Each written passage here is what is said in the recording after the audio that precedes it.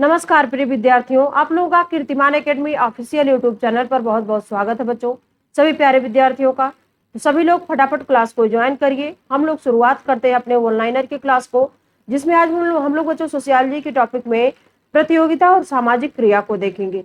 तो सभी लोग इसके लिए रेडी है तो क्लास को शेयर कर दीजिए अपने अपने ग्रुपों में, ताकि सभी दोस्तों तक आसानी से पहुंच जाए क्लास और सभी लोग इसका फायदा उठा सके।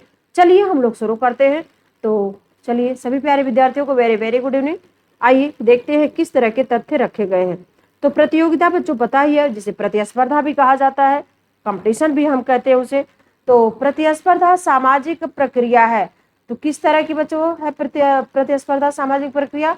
आंशिक रूप से पृथक्करण करने वाली प्रक्रिया है प्रतिस्पर्धा। ओके, जब प्रतिस्पर्धा अपने नियमों का अनुपालन नहीं करती है तब वह रूपांतरित हो जाती, किस रूप में? संघर्ष के रूप में रूपांतरित हो जाती। ओके, अपने चरम रूप में परिणत होने पर प्रतिस्पर्धा का परिणाम क्या हो सकता है बच्चों? वह संघर्ष का रूप हो सकता है। प्रतिस्पर्धा को शांतिपूर्ण संघर्ष के रूप में किसने वर्णित किया है?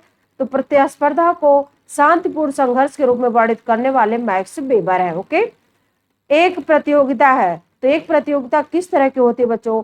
तो यह है जैसे मोहन बागान एवं मोहम्मद स्पोर्टिंग क्लब के बीच जो फुटबॉल मैच हो रहा है, वही क्या है? एक प्रतियोगिता कहलाएगा। ओके, आगे में है कि प्रतियोगिता सदैव नैतिक नियमों से बंधी रहती है। क्या है? प्रतियोगिता सदैव नैतिक नियमों से बंधी रहती है, जबकि संघर्ष में ऐसी कोई विशेषता नहीं होती है। यह परिभाषा किसकी है बच्चों? तो एल कोजर की परिभाषा है। किसकी है? एल कोजर की। प्रतिस्पर्धा हमेशा डाट है, अचेतन एवं अवैयक्तिक संघर्ष है बच्चों प्रतिस्पर्धा।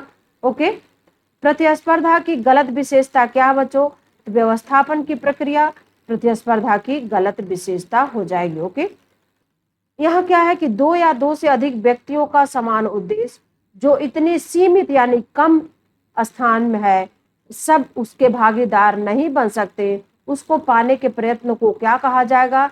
तो उसे बच्चों प्रतिस्पर्धा ही कहा जाएगा। जैसे हम लोग कंपटीशन में बैठते हैं एक सीट के लिए, ओके, वही प्रतिस्पर्धा है। ओके, अब आइए आगे देखते हैं प्रतिस्पर्धा और संघर्ष में अंतर क्या होता है। तो प्रतिस्पर्धा और संघर्ष में अंतर बच्चों फर्स्ट में दिया जा रहा है, प्रतिस्पर्धा कम मात्रा में पृथक्करण करती है, जबकि संघर्ष अधिक मात्रा में पृथक्करण करता है।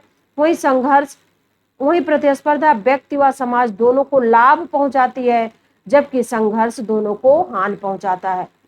वही प्रतिस्पर्धा सामाजिक प्रगति में सहायता करती है, जबकि संघर्ष इसमें बाधा पहुंचाता है। ओके बच्चों, ये हो गया प्रतिस्पर्धा और संघर्ष में अंतर। ओके, अब आइए सामाजिक क्रिया किसे कहते बच्चों?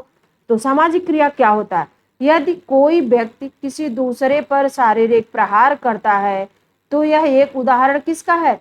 भावात्मक व्यवहार का, यानी एक सामाजिक क्रिया हो जाएगी, भावात्मक व्यवहार हो जाएगा। ओके बच्चों, सामाजिक क्रिया दूसरे व्यक्तियों में के भूत, वर्तमान या भावी व्यवहार द्वारा प्रभावित हो सकती है। यह कथन क्या है? सत्य है बच्चों, बिल्कुल सही है। ओके, मैक्स वेबर के अनुसार सामाजिक कृत्य का दृष्टांत क्या हो सकता है? तो जैसे यहाँ देखिए उदाहरण के रूप में दिया जा रहा है सामाजिक कृत्य का दृष्टांत कि दो साइकिल सवारों का एक दूसरे से टकराने के बाद घूंसेबाजी करना ही सामाजिक कृत्य का दृष्टांत हो जाएगा मैक्स वेबर के अनुसार। वही अगले पॉइंट में एक माँ अपने बच्चे को चाटा मारती है, या किस प्रकार की क्रिया है बच्चों? ये भावनात्मक क्रिया हो जाएगी, चाहे वो चाटा मारे चाहे वो प्यार करे। ओके बच्चों, दोनों भावनात्मक क्रियाएं होती हैं। ओके, अब आइए आगे देखते हैं कि सामाजिक क्रिया का उदाहरण क्या नहीं है बच्चों। इसमें सामाजिक क्रिया बच्चों दो साइकिलिस्ट यानी दो साइकिल चलाने वाले एक दूसरे की ओर ध्यान दिए बिना ही, यानी ध्यान नहीं दिए हैं और अपने अपने मार्ग पर बढ़ रहे हैं, तो यह सामाजिक क्रिया का, यह भी सामाजिक क्रिया का ही उदाहरण होगा। अगला पॉइंट है समाजशास्त्र भली भांति समझने का विज्ञान है। किस तरह का? तो सामाजिक क्रिया को समझने का विज्ञान है समाजशास्त्र। ओके बच्चों, आगे है कि क्रिया का निर्धारण उसके अपने लिए उपयोगिता में चेतन विश्वास द्वारा होता है। यह कथन मैक्स वेबर द्वारा प्रतिपादित क्रियाओं में से प्रयुक्त होता है। किसमें बच्चों? ये उपयोगिता उपयोगिता युक्ति उक्तता पर आधारित क्रिया के लिए प्रयुक्त होता है। ओके ओके, तो आपको समझ में आ गया होगा।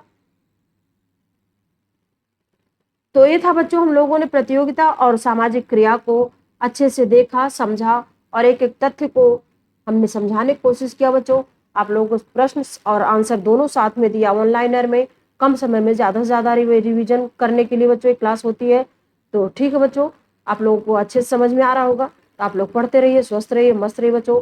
हम फिर मिलेंगे कल आपको शाम 5 बजे। तब तक के लिए बच्चों बाय बाय, टेक केयर।